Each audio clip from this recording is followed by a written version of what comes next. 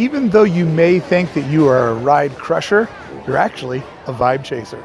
So as I've come to realize, Disney park fans fall into two categories. There are the ride crushers, the people that come to the park, run from attraction to attraction, and they value their day as time divided by rides. The more rides they get in, the more successful the day is. And I hear these people doing ride crushing math all the time in lines around me, plotting and planning, not even really focusing on the ride that they're standing in line for because they're already on to the next one and the next one and the next one. That's the ride crusher. But then there is the vibe chaser, which I am proudly a part of, where you come to the park, you absorb it all in, you move low and slow, and for you, the greatest attraction is the overall experience. Whether it's sitting on a bench, finding one of your quiet spots, coffee at Jolly Holiday, it's all about going low and slow and enjoying everything around you as if the entire park is the attraction that you came here for. However, in today's video, I want to explain to the ride crushers that you're more of a vibe chaser than you actually realize.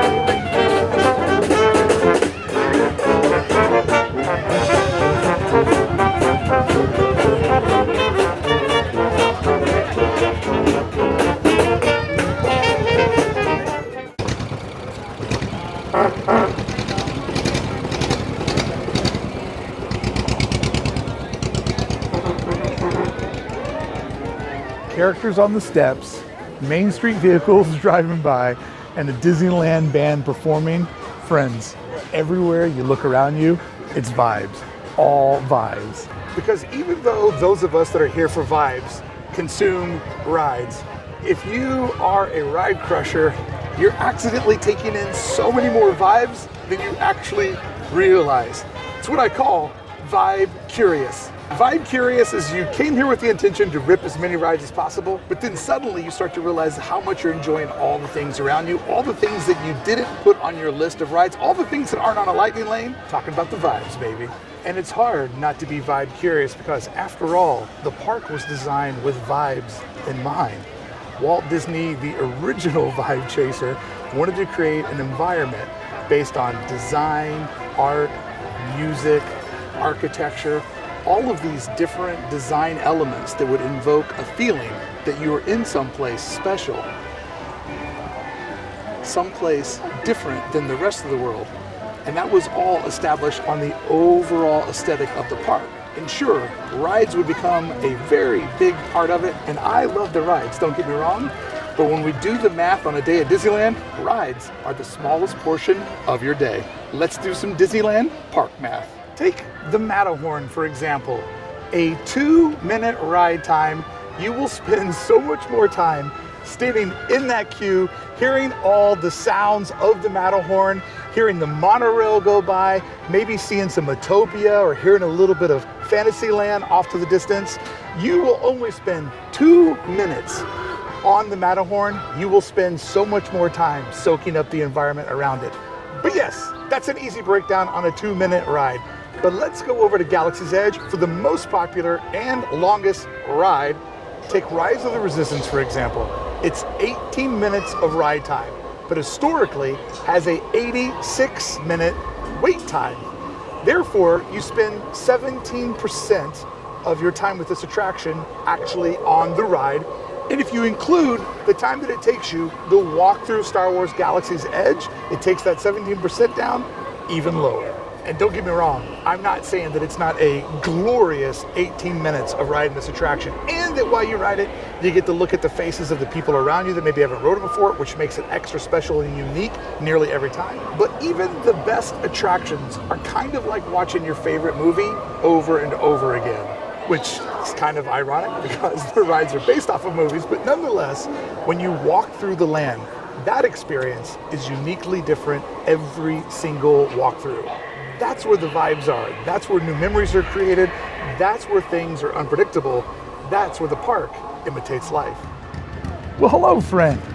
Please pardon the interruption in today's video. I just wanted to let you know that I have a brand new shop called HeyBrickey.com where our limited shirt Vibes Over Rides is available for just a few more days. If you want to support the channel and keep seeing this type of content coming to you 3 times a week over at HeyBrickey on YouTube, please do us a favor and swing by the shop and grab a shirt before they're gone. Only a few more days left. Thank you so much.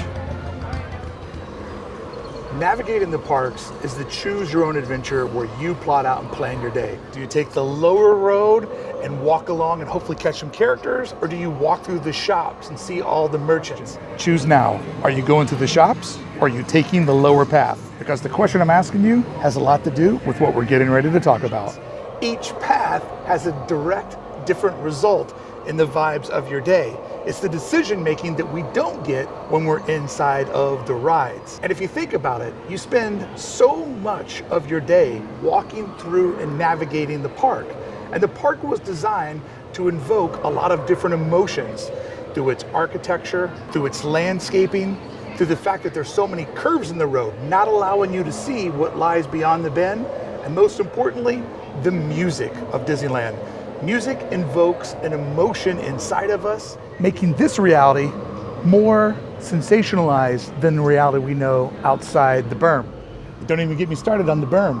Disneyland literally designed inside of a land donut so that we never see the outside, keeping the storytelling of Disneyland completely inside of the park and not allowing us to remember the place that we came from, only staying present in the place that we are. If you choose the lower path, you're in a space unique to yourself. It lowers the tension, it brings down the sounds, gives you a chance to get lost in conversation with the folks that you're here with. But if your decision is to go through the shops, you've added noise, chaos, navigating through a tight path, merchandise, merchants. You've added in so much more for your brain to break down, maybe taking you out of the conversation that you're having with the people that you're spending the day with. And neither decision is wrong, and neither decision is right. It's your decision to make. It's your day to spend the way that you want. But just in there, you're spending your day the way that you want. Therefore, you're curating the vibes that you're chasing. Did you go quiet down the path, or did you choose shops? Each way, you've just decided what kind of vibes you want in your Disneyland day. So question, are you the type of fan that rushes to ride the Millennium Falcon, or are you the type of fan that comes to the observation deck just to sit back and stare at the Millennium Falcon? I think you know where I lie in this vote, but I'd love to know in the comments below. Do you rush to the rides, or do you stroll to the rides? And when you get there, just give yourself a moment to soak it all in. Case in point, I have been to Galaxy's Edge so many times. I've never seen R2 and a cast member work on the Falcon.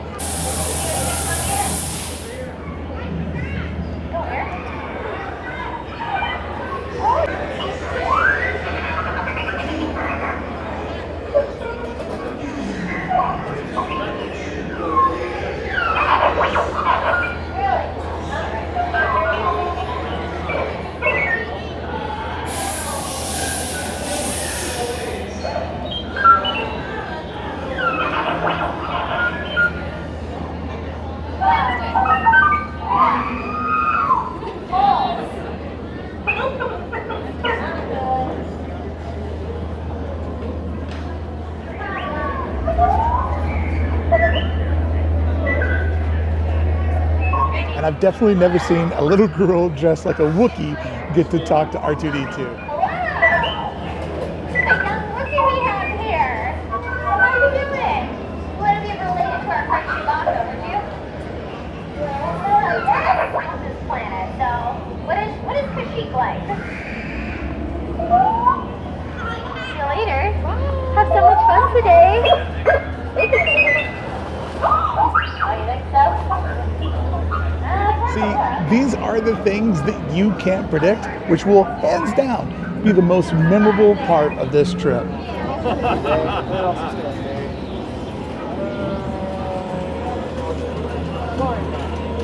It is 9:30 in the morning on a Sunday. Instead of ripping rides, these people are playing games with cast members in Batu. These people are my type of people. Amazing. So let's break down the example of a full 16-hour day at Disneyland. The website Budget Travel says you can get 9 rides in if you do a full 16-hour day from rope drop to the last hour to shop. But hey, let's double that, because 9's not good enough and you're a ride ripper. Bless you. Let's go with 18 attractions in a 16-hour day. The average Disneyland attraction has a 7-minute ride time. 7 minutes, you're enjoying the story on average. Some, like Rise of the Resistance, are much higher at 18 minutes. Others, like Dumbo, are a minute and a half. But if you total up all 18 rides that you just did in a 16-hour day, you spent a little over 2 hours actually riding the rides. That means if we do the math, you spent 14 hours enjoying all the good times that are the vibes of Disneyland. That is 14 hours of vibe chasing, baby. And you're a ride crusher, and you don't even realize it, but you spent way more time chasing the vibe. In the rough, a lot of people do tend to take them for granted. Oh my goodness, piranhas! Hungry piranhas! Oh my goodness, I have no idea how they got here all the way from Hungary, but let's get out of here. Oh my goodness, guys, look, it's a boa. Wait, it has absolutely no feathers. I have no idea what it is. Let's keep going. Alrighty, welcome to Trainer Sam's gift shop. Does anyone happen to know what kind of... This is Ellie. She's the manager of our shop. Don't judge her tactics. She's a really good manager. Anyone happen to know what kind of elephant Ellie is? What kind of elephant? No, a baby elephant. It's a baby elephant. Alrighty, this is the scariest, most treacherous part of our journey. The return to civilization. Alrighty, as we head on in, keep your hands, arms, elbows inside the boat. I don't want your hand caught between the boat and the dock. It is a lot of peer pressure. Alrighty, as we head on in, thank you. Oh my goodness, doubles, that means we get to go again. Welcome aboard the world famous shuttle. Alright, before we get on out, I have 3 final words to say to you, alright? It's gonna be from the deepest, bottomest part of my heart. Get out. Sorry, that was so rude. Go, get out, walk away. Skipper Skylar and I've been helped out by Skipper Rebecca. And hey, there's a great reason why they call backstage, and where we stand, the stage. Because Disneyland is designed to feel like you're living inside of a movie. The rides are like re-watching our favorite movies, but walking through the park is like living inside of a movie. And Walt always wanted to create a place where the stories could come alive all around you and you could be lost inside that Disney vibe.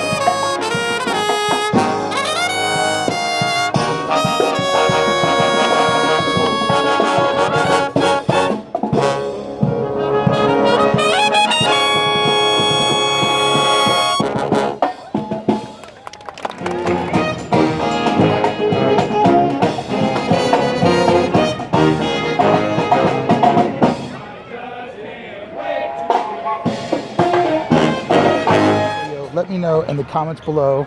Did I convince you? Are you now seeing that maybe you're a little bit more vibe curious than you thought? And to all my vibe chasers out there, I love you, and I have this shirt for you, Vibes Over Rides. If you want to support the channel, I would really appreciate it. I do all the work as the big channels with 10% of the reward, so I really could use your help to keep the channel going, and I'd love to do that by remembering it was all started with a blouse. Thank you so much for watching. Thank you even more for subscribing to the channel. I appreciate all of you, including my friends at Club 1313. Until the next time I see you, I cannot wait to be back on Main Street.